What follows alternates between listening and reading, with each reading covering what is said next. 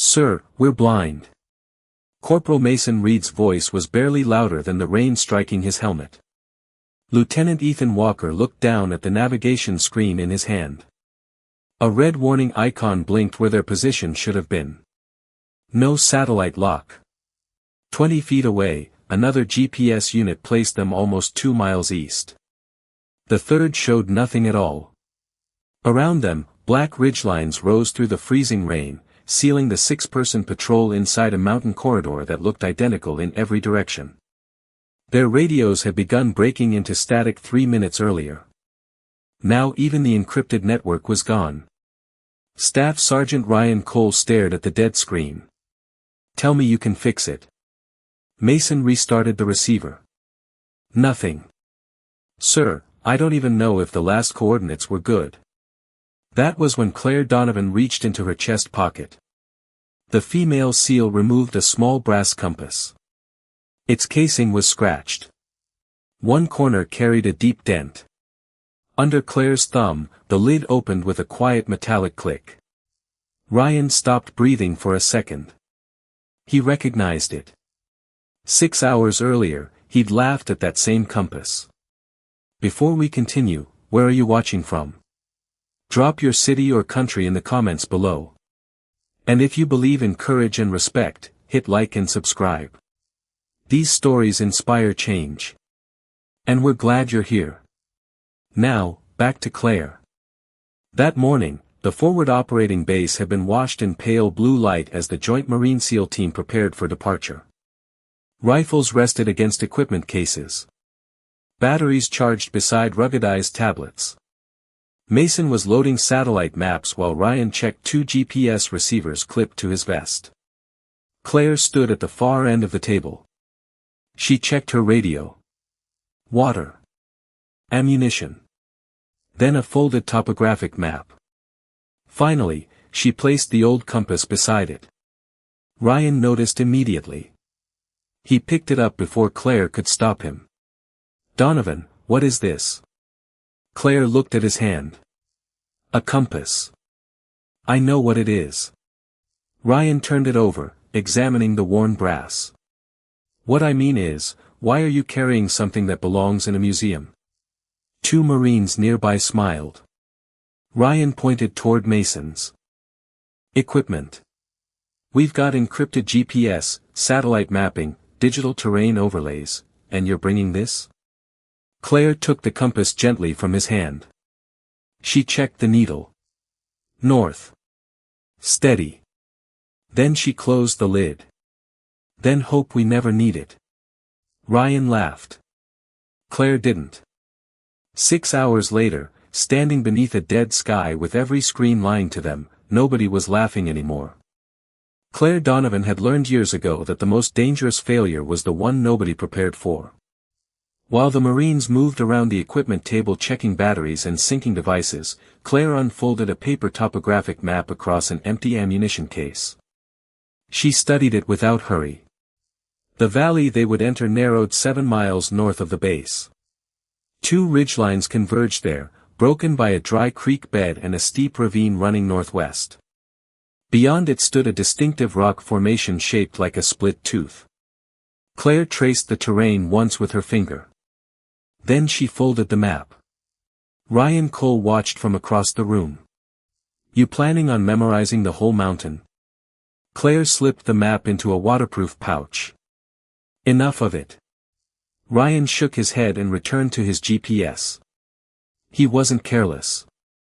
That was what made his confidence harder to dismiss. Ryan had spent years operating with modern navigation systems. He understood coordinates, digital overlays, satellite imagery, and route planning better than most Marines in the unit. But Claire noticed something about the way he prepared. Every answer he needed came from a screen. Across the table, Mason Reed held up a spare battery. "Donovan, you want one?" Claire nodded. She took it, checked the contacts, and stored it beside her radio battery. Then she checked her compass again. Lieutenant Walker had been standing near the doorway, quietly watching. His eyes moved from Claire's GPS to the paper map tucked inside her vest. Then to the compass. Backup navigation? He asked. Claire looked up. Yes, sir. Walker glanced toward the two electronic receivers clipped to her gear. You already have 2 backups. Claire adjusted the strap on her pack. No, sir. I have 2 more devices using the same system. Walker held her gaze. For a moment. That answer stayed with him. Outside, engines started. The team began moving toward the vehicles. Ryan passed Claire near the door and tapped one of the GPS units on his chest. Satellites don't get tired, Donovan. Claire pulled on her gloves. No. She looked toward the mountains beyond the wire. But they can disappear. Ryan smiled as though she'd made a joke. Claire walked past him. At the vehicle, she paused before climbing inside. For 3 seconds, she studied the horizon. The eastern ridge. The position of the morning sun. The drainage line cutting through the valley. Small details. Ordinary details. The kind nobody needed when everything worked. Claire committed each one to memory anyway. Then she climbed aboard. Behind her, the base disappeared beneath a cloud of dust. Ahead, the mountains waited. The briefing should have taken 10 minutes. It lasted 23. A satellite image glowed across the tactical screen while Mason Reed traced the planned route through the mountains. Primary approach follows this valley north for 6.4 miles, he said. Then we cut northwest here, cross the saddle, and reach the observation point before 1600. Ryan leaned against the table. Simple enough. Claire stood near the back, arms folded. Her eyes weren't on the glowing route. They were on the contour lines beneath it. Mason changed the display. 2 alternate routes appeared. Primary GPS goes down, every operator has a secondary receiver. If both fail, Walker and I have independent units. Ryan glanced toward Claire. That's 4 systems. Think we're safe from the Stone Age. A few Marines laughed. Claire didn't react. She stepped closer to the map. What happens if we lose satellite navigation? Mason looked at her. Receivers reacquire. And if they don't? Ryan answered before Mason could. Then we use another receiver. Claire turned toward him. That's another GPS. Exactly. Same satellites. The room became quieter. Ryan smiled. Satellites don't get tired. Claire studied him for a moment. No. But equipment fails. Signals get blocked. Data gets corrupted. Ryan tapped the receiver mounted on his vest. Which is why we carry backups. Claire's eyes moved from his first GPS to the second. Redundancy only works when the backup doesn't depend on the thing that failed. That wiped the smile from his face for half a second.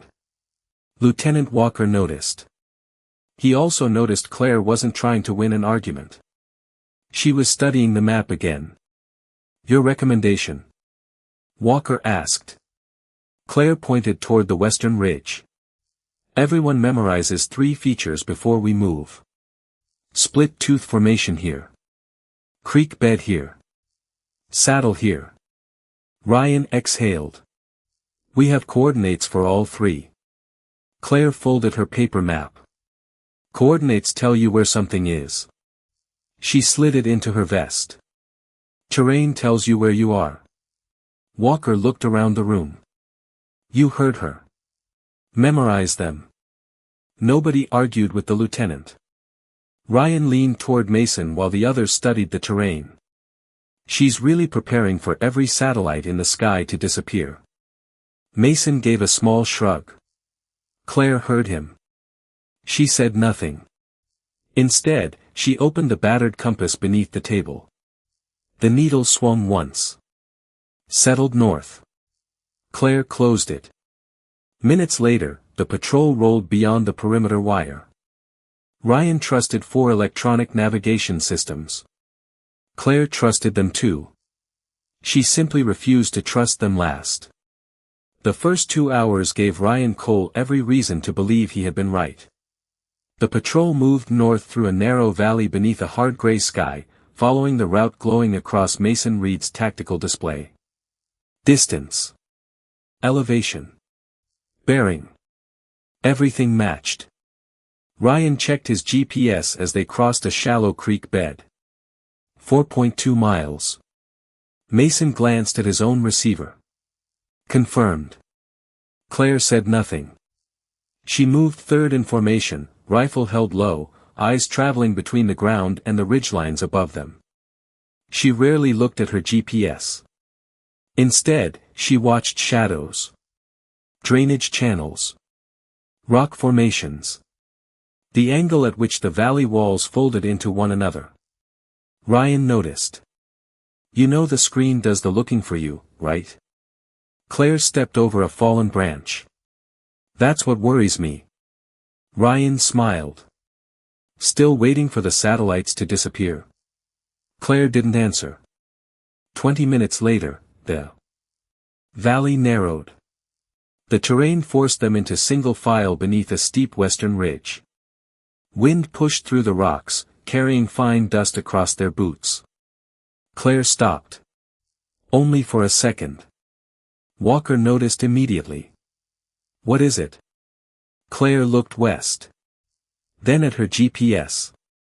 The screen showed their route curving northwest. She looked back toward the ridge. Something didn't fit. Hold. Ryan turned. For what? Claire removed the old compass. The needle settled. She took a bearing toward the ridge, checked the map inside her vest, then looked at the GPS again. We're drifting east. Mason frowned. He checked his receiver. No. We're en route. What's your bearing? 318. Claire looked at her compass. Terrain says we're closer to 309. Ryan walked back toward them. 9 degrees. Approximately. He glanced at the enormous ridge beside them. Magnetic interference. Rock deposits can mess with old compasses. Claire studied the slope. Possible. Ryan waited, expecting more. Claire simply closed the compass. Let's move. That seemed to settle it. For everyone except Walker. The lieutenant fell into step beside her. You believe the GPS? I believe something is wrong. Which one? Don't know yet. That answer bothered him more than certainty would have. The patrol continued. 10 minutes later, Mason's GPS shifted. The route marker jumped slightly west. Correction, Mason called. Satellite geometry updated. Ryan looked back at Claire with a grin. There you go. Claire checked her own screen. It now matched the ridge. Exactly. Too exactly. She looked toward the eastern slope. A dry drainage channel cut through the rocks below them. Claire remembered it from the map. It should have been farther south. She stopped again. This time, she pulled out the paper map. Her finger found the last location she trusted completely. The creek crossing. She marked it with a pencil. Walker watched. What are you doing? Establishing our last confirmed position. Ryan overheard. The system just corrected itself. Claire folded the map. Maybe. The word hung there. Ryan shook his head and continued forward. Claire stayed still for another second. She opened the compass. The needle pointed north. Steady as before. Her GPS showed the same direction now. But Claire wasn't reassured. A machine correcting itself could mean the problem was gone. Or it could mean the error had become harder to see. She slipped the compass back into her chest pocket and resumed walking. Ahead, the mountains closed tighter around them. Behind them, the creek disappeared from view. And without anyone realizing it, Claire had just marked the last place on the map where she was certain they had truly been. The first GPS warning appeared at 15:37. Mason Reed stopped so suddenly that the Marine behind him nearly walked into his pack. "Hold!" Walker raised a fist. The patrol froze. Mason stared at his receiver. "What?" Ryan moved closer. Mason turned the screen toward him. Their position marker was moving. Not slowly. It jumped nearly half a mile north, stopped, then snapped back south. "Bad luck?" Ryan asked. "Maybe." Mason checked the second receiver. His expression changed. "What does that one say?" "That we're 1.8 miles from the objective." Ryan looked at his own GPS, "Mine says 3.1. Nobody spoke. Claire was already scanning the surrounding terrain. The valley had narrowed into dark stone walls on both sides. Heavy clouds had rolled over the ridges, swallowing the afternoon light. The split-tooth formation they had memorized during briefing was nowhere in sight. Walker looked at Mason. "Which position is correct?" Mason switched screens. "I don't know yet." Ryan lifted his receiver higher. "Give it time to reacquire." Claire's eyes went to him. "Don't move." Ryan looked back. "What?" "Nobody moves until we establish position. We're standing in an exposed corridor. And walking blind makes us less exposed." Ryan's jaw tightened. Before he could answer, Mason's radio hissed. A broken voice pushed through the static. Then vanished. "Command, this is Echo 2. Repeat last." Nothing. Mason tried again. Only static answered. Walker checked his own radio. "Comms check." One by one, the team responded. Local radios worked. The network beyond the valley did not. Ryan looked at the sky. Terrain blockage. Claire opened her compass. The needle swung. Settled. She checked the western wall. Then the eastern drainage. Her face remained calm, but Walker saw the change in her eyes. Focused. Calculating. Mason suddenly cursed under his breath. His primary GPS went black. Lost satellite lock. Ryan checked his. Still active. For 3 seconds. Then his position marker disappeared. No signal. A second later, Walker's receiver dropped. Then Claire's. 4 navigation systems. 4 dead screens. Rain began tapping against their helmets. Ryan stared at his GPS as if refusing to accept what it was telling him. Restart them. Mason already was. No acquisition. Use the backup antenna. I am. Then reset it again. Claire unfolded her paper map across her knee. Mason looked up. "Sir, there's another problem." Walker turned. "What?" Mason swallowed. If the signal was degrading gradually, those position jumps might not have started here. The rain grew harder. Ryan slowly lowered his GPS. "What are you saying?" Mason looked toward the black ridges surrounding them. "I'm saying I don't know when our coordinates stopped being accurate. That landed differently. A dead GPS was one problem. A GPS that had been lying before it died was another. If the corruption had begun 30 minutes earlier, retracing the digital route could take them deeper into the wrong valley." Ryan looked toward Claire. She had placed the compass on the map and was studying the contour lines beneath the fading light. For the first time all day, he didn't make a joke. "Donovan." Claire looked up. Ryan glanced at the battered brass instrument.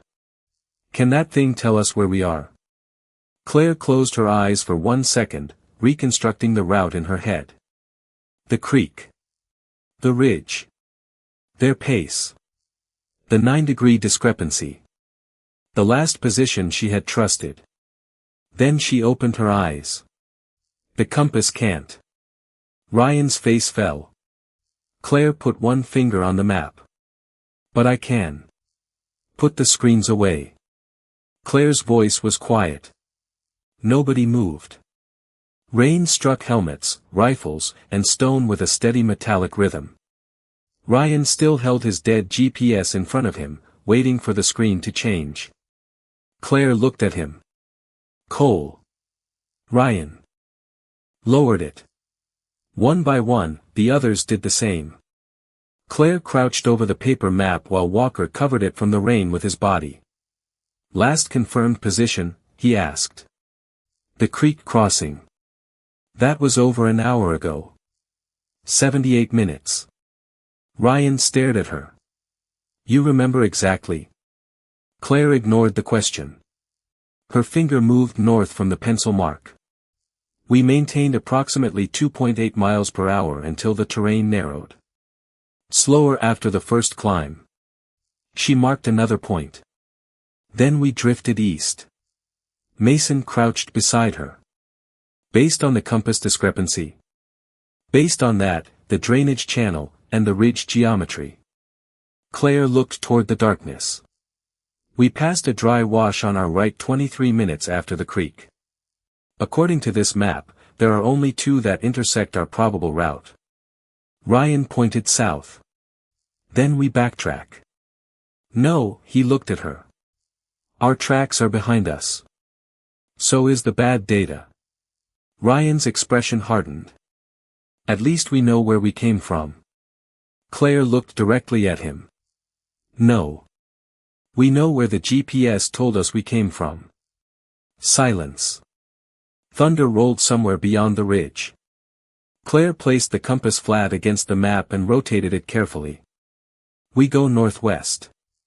Ryan shook his head. That takes us deeper into the mountains. It takes us toward the saddle. If you're wrong, we lose time. And if we go back? Claire pointed toward a cluster of contour lines. If my position estimate is right, backtracking south puts us into this drainage. Mason leaned closer. The lines tightened sharply. A ravine. Claire nodded.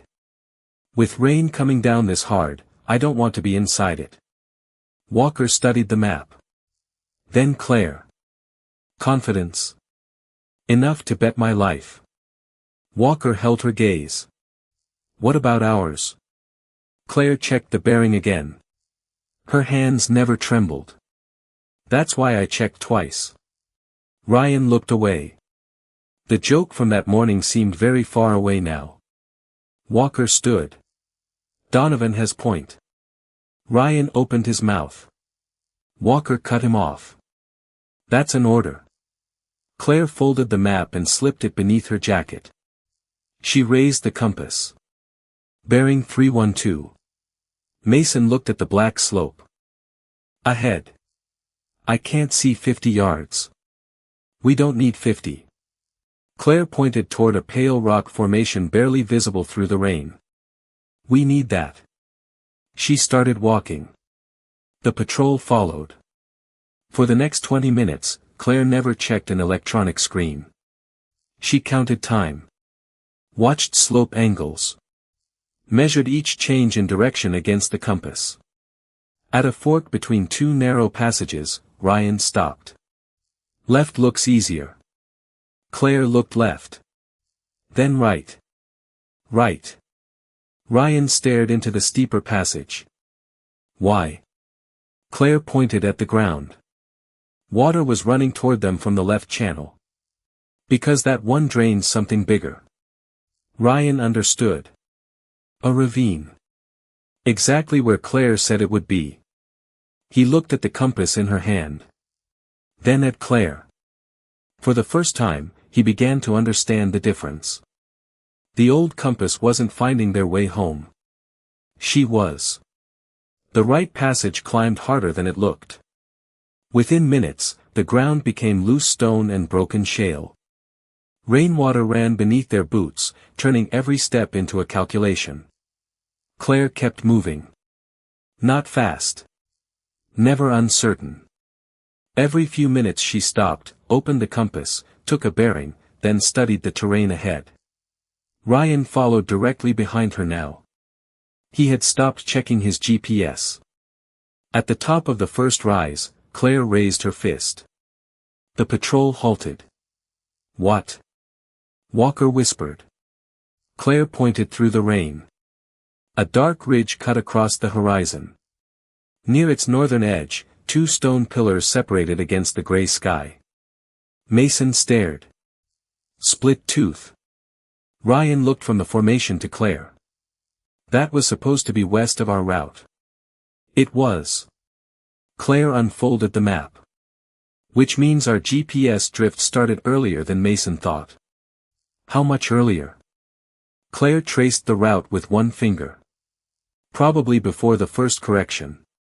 Ryan remembered grinning when the screen had finally agreed with the terrain. It hadn't corrected itself. It had simply produced a more convincing error. Claire measured another bearing. "Split tooth is 287 from here." Mason leaned over the map. "If that's accurate, it puts us here." Claire tapped a narrow contour shelf. Walker studied it. For the first time since the screens went dark, they had something better than an estimate.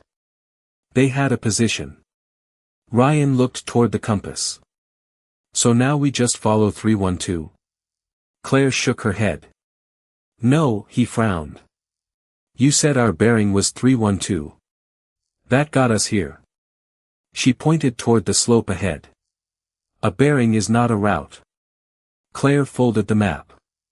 "Terrain changes. We change with it." They moved again. The next hour stripped away whatever Ryan still believed about the old instrument. Claire never followed the needle blindly. She used it to confirm what the mountains were already telling her. A stream flowing southwest narrowed their possible location. A limestone shelf confirmed elevation. The direction of a descending ridge eliminated another valley. At one point, the patrol reached two passages divided by a wall of black rock. Ryan studied them. "Right?" Claire looked at him. "Why?" He hesitated. "The slope on the left drops too quickly. If the map is right, that's the ravine." Claire glanced left. Then at him. A small nod. "Right." It was the first decision she'd allowed him to make. 20 minutes later, they reached the remains of an old stone marker. Mason wiped mud from its face. A faded survey number appeared beneath his glove. He pulled out the paper map. His eyes widened. "Claire." Everyone stopped. Mason pointed at the symbol. "We're exactly where you said." Ryan stared at the map. Then at the woman standing beside him. No satellites. No digital overlay. No blue position marker.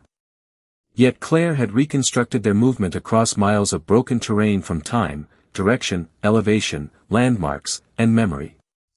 Ryan looked at the battered compass again. That morning, he'd thought the object was the joke. Now he understood something worse. He had been looking at the tool because he hadn't known enough to recognize the skill behind it. Claire closed the brass lid. "Extraction corridor is northwest." Walker nodded. "How far?" "Just under 3 miles. Ryan adjusted his rifle and stepped behind her. No argument. No smile. "Lead the way, Donovan." Claire looked toward the darkening ridge. Then she moved. And this time, every Marine followed without hesitation. The rain began to weaken just after 1900. Not stop. Just weaken enough for Claire to see farther than the next wall of rock. The patrol had been moving for almost an hour when Ryan noticed her touch the dent in the compass lid. He had seen her do it twice before. Not nervousness. Something closer to memory. They stopped beneath a limestone overhang while Mason checked the radio again. Still static. Ryan sat beside Claire. "That dent." Claire looked at him. On the compass. She wiped rainwater from the brass with her thumb. What happened?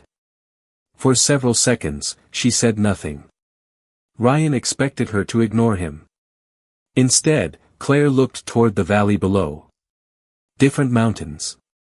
Ryan waited. Years ago, our electronics stopped giving us reliable positions during an operation. We didn't realize it immediately. Ryan's expression changed. Like today. Close enough. She turned the compass over. I was younger. Trusted the equipment more than I trusted what I could see. Who caught it? My team leader. Claire ran her thumb across the dent. He carried this. Ryan looked down. He gave it to you. Eventually. Claire's voice remained flat, but something behind it had changed. He taught me something before he did. What? Claire closed the compass. Never outsource your last way home. Mason suddenly raised a hand. Wait. Everyone went silent. A broken transmission pushed through his radio. Echo 2, copy, Mason stood. Command, Echo 2. How copy? Static. Then clearer. Echo 2, this is base. Weak but readable. Send position. Mason looked at Claire. Their GPS receivers had begun searching again, but none had established a reliable lock. Claire unfolded the map. Tell them stand by. She moved 20 yards from the overhang and took a bearing toward Split Tooth. Then another toward the limestone ridge behind them. She returned to the map. 2 lines crossed. Claire placed her finger at the intersection. Send this grid. Mason transmitted it. Ryan watched Claire while they waited. 30 seconds later, Mason's GPS beeped. Satellite lock. Everyone looked down. The blue marker appeared. Mason stared at the coordinates. Then. At Claire's finger. He zoomed in. His mouth opened slightly. Walker stepped closer. How far off? Mason measured it. 47 meters. Nobody said anything. They had crossed miles of mountain terrain in rain and darkness after losing every dependable electronic reference. Claire's estimate was off by less than the length of a football field. Ryan slowly looked at the old compass. But this time, Claire noticed. It wasn't the compass. Ryan met her eyes. I know. That answer mattered more than an apology. Walker checked the restored map. Extraction corridor. Claire pointed northwest. 800 meters. Other side of that rise. Walker nodded. Move. Claire returned the compass to her chest pocket. Ryan stood beside her. Before they stepped into the rain, he glanced at the pocket once more. 6 hours earlier, he'd seen an obsolete piece of brass. Now he saw what Claire had been carrying all along. Not nostalgia. Not superstition. A promise that when everything else went dark, she would still know how to bring people home. By 06:10 the next morning, the old compass was back on the same equipment table where Ryan Cole had laughed at it. Claire stood beneath the fluorescent lights, cleaning mud from its brass casing with a folded cloth. Around her, the operations room had returned to normal. GPS receivers were charging. Radios were being tested. Mason was already reviewing the corrupted navigation logs with technicians, trying to determine exactly when the patrol's positioning data had begun to fail. Everything looked ordinary again. Ryan entered carrying 2 cups of coffee. He stopped when he saw the compass. Claire noticed him but kept cleaning. Ryan walked over. For a moment, neither spoke. Then he placed 1 coffee beside her. Peace offering. Claire looked at the cup. For what? Ryan almost smiled. You're really going to make me say it? Yes. He nodded slowly. Fair enough. Ryan looked at the battered compass. Yesterday morning, I thought carrying that thing meant you didn't trust modern equipment. Claire folded the cloth. And now? Now I think I trusted it too much. Claire said nothing. That was enough to make him continue. When the GPS went down, I kept waiting for Mason to fix it. Ryan glanced toward the charging receivers. You were already solving the problem. Claire picked up the compass. The GPS wasn't the problem. Ryan frowned. Then what was?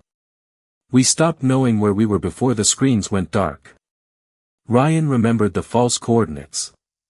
The correction he'd celebrated. The ravine they nearly walked toward. His expression tightened. Claire slipped the compass into her chest pocket. Equipment fails. Training is supposed to survive it. Lieutenant Walker appeared in the doorway. He had heard enough to understand the conversation, but he didn't interrupt. Ryan looked at Claire. You ever teach Marines how to use one of those? Claire raised an eyebrow. You don't know. I know the basics. That wasn't my question. Ryan gave a quiet laugh. This time, there was no arrogance in it. Apparently, I don't know enough. Claire pulled yesterday's paper map from her pack. The creases were soft from rain. Pencil marks traced the route through the mountains. She placed it on the table between them. 0600 tomorrow. Ryan stared at the map. That's it? Bring a compass. He nodded. Yes, Chief. Walker smiled faintly from the doorway and walked away. Ryan picked up the map. Before leaving, he paused. Donovan. Claire looked at him. Thanks for getting us home. Claire held his gaze for a moment. Then she gave one small nod. Ryan left. The room grew quiet again.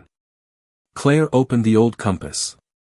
The needle swung gently beneath the scratched glass. Once. Twice. Then it settled north. Yesterday, Ryan had laughed because he saw an obsolete tool. Today, he understood that the tool had never been the point. Technology could provide direction. Rank could demand obedience. But when the screens went black and certainty disappeared, neither could replace discipline, preparation, or the quiet competence of someone who had learned never to surrender her last way home. Claire closed the compass. Outside, another team was preparing to leave. And this time, when Ryan Cole packed his gear, a paper map went in beside his GPS.